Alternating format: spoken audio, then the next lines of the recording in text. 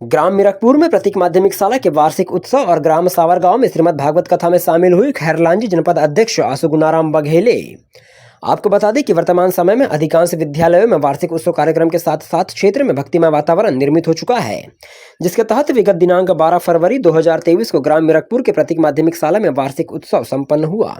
वहीं पड़ोसी ग्राम सावरगांव में श्रीमद् भागवत कथा का प्रारंभ हुआ, जहां दोनों ही प्रोग्राम में खैरलांजी जनपद अध्यक्ष श्रीमती आशु गुनाराम बघेले ने अपनी उपस्थिति दर्ज करवाई। वहीं उन्होंने श्रीमद् भागवत कथा में उपस्थित श्रद्धालुओं और ग्रामीण जनों को संबोधित करते हुए कहा कि धर्म की स्थापना व मानवता के प्रसार हेतु ग्रामों में ऐसे धार्मिक आयोजनों का होना बहुत जरूरी है। वहीं आयोजन समिति को योद्धा की उपाधि देते हुए कार्यक्रम हेतु शुभकामनाएं भी प्रेषित की। साथ ही सभी ग्रामीणों को संबोधित करते हुए कहा कि हमें अपने आराध्य से कभी भी शिकायत नहीं रखनी चाहिए। वहीं जीवन में घटित होने वाले सभी क्षणों को साहस के साथ ग्रहण करना चाहिए। उन्होंने कहा कि आपका ईश्वर अच्छे से जानता है कि आपको क्या देना है क्या नहीं। कभी भी जीवन में निराशा को स्थान नहीं देना चाहिए व आने वाली समस्याओं का पुरुषार्थ कर सामना करना चाहिए। वहीं आपको बता दें कि मीरकपुर प्रतीक माध्यमिक शाला में संपन्न हुए वार्षिक उत्सव में उपस्थित विद्यार्थियों और ग्रामीणों को संबोधित करते हुए श्रीमती आशु गुनाराम बघेले ने कहा कि गांव में भी प्रतिभाओं की कमी नहीं है, उन्हें सिर्फ प्लेटफॉर्म की आवश्यकता होती है जिससे वे अपनी प्रतिभा का लोहा मनवा सके। साथ ही उन्होंने कहा कि वार्षिक उत्सव जैसे आयोजनों से विद्यार्थियों का शारीरिक विकास के साथ साथ मानसिक विकास भी होता है, जिसे सर्वांगीण विकास की संज्ञा दी जाती है। वहीं उन्होंने कहा कि जनपद अध्यक्ष होने के नाते वे आपकी सेवा में हमेशा तत्पर रहेंगी। कोई भी कार्य जो उनके सीमा के अंदर होगा उसे पूरा करने का प्रयास करेंगी। साथ ही उपस्थित जनों का आभार व्यक्त किया। पहला शब्द संपादक ब्रजेश मिश्रा की रिपोर्ट। जाना, लेकिन जो ये करते हैं कार्यक्रम, ये बहुत बड़े योद्धा होते हैं, क्योंकि यही जोड़ते हैं अपने को एक साथ। आपके वहाँ हो रहा है और भी जगह होते हैं, तो मैं चाहती हूँ कि ये चीजें कार्यक्रम होते रहे हर जगह, क्योंकि भगवान से जुड़े रहने का एक यही साधन है हमारे पास। बाकी अपने अपने गाँव में तो हर कोई लगे रहता है ना।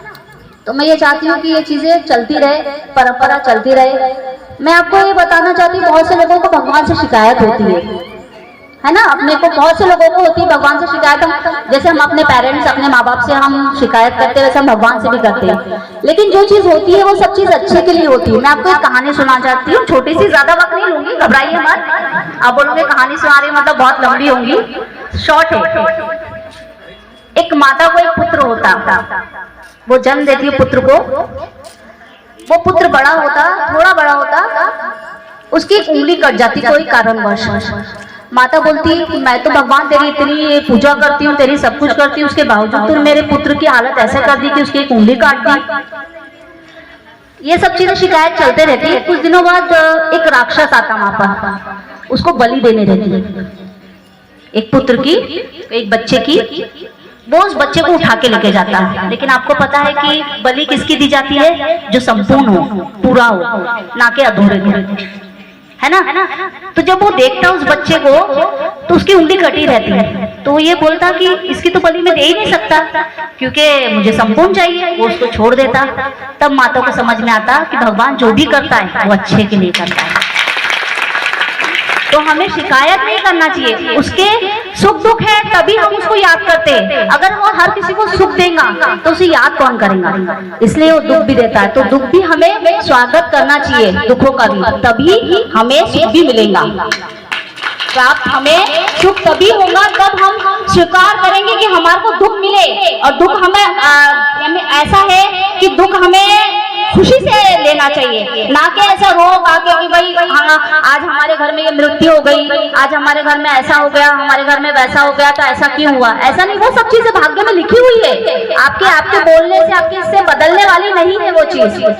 और ये कथा हो रही है, ये आप सुनते रहिए, इससे आप जुड़े रहेंगे। और अपने बच्चों को भी ये चीज सिखाइए आप कि इससे जुड़े रहना चाहिए। जैसे अभी मेरे भाई ने बताया, शिक्षा बहुत जरूरी। स्पेशली मैं पेरेंट्स से कहना चाहूंगी कि आप लोग मतलब ये सब चीजें तो है, धार्मिक चीजों से तो आप जुड़े रहिए, लेकिन बेसिक हमें जिंदगी भी जीना है। इसके लिए हमारे बच्चों को हमें आगे बढ़ाना है, हमारे देश का नाम रोशन करना, हमारे गांव का नाम रोशन करना, हमारे क्षेत्र का रोशन करना है ना। जैसे मैं आपको बताना चाहती हूँ, पूरे मध्य इंडो कंपटीशन दे सकते हैं शहरों वालों को, तो ये चीजें हमें भी दिखाना है। लेकिन मैं बच्चों से ये बोलना चाहती हूँ, आप लोगों से सबसे भी बोलना चाहती हूँ, स्पेशली पेरेंट्स से, कि आप लोग बच्चों को अदर एक्टिविटीज में तो आप डालिए, बट आप बेसिक है आपका पढ़ाई। आप अगर पढ़ाई नहीं करोगे, आप पढ़ाई बेसिक चीज है, आप पूरी रास्ते से सारी चीज सब तरफ जा सकते हो। इसलिए अदर एक्टिविटीज तो बहुत ही जरूरी है, होता है, आपको जो थकावट है वो निकलती है, आपको नींद अच्छी आती है। और मैं ये बोलना चाहती हूँ आप लोगों से सबसे कि मैं तो हूँ जनपद अध्यक्ष, जैसे अभी मेरे भाई ने बोले कि आपको कोई चीज की जरूरत है तो मैं भी ऑलवेज आपके लिए खड़ी हूँ। आपको कभी भी ऐसा लगता है कि मेरे थ्रू कोई काम हो सकता है आपको, तो मैं 24 आवर्स आपके लिए उपस्थित हूँ।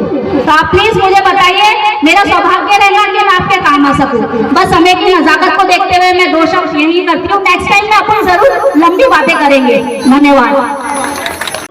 कि जो ज्ञान गंगा बह रही है,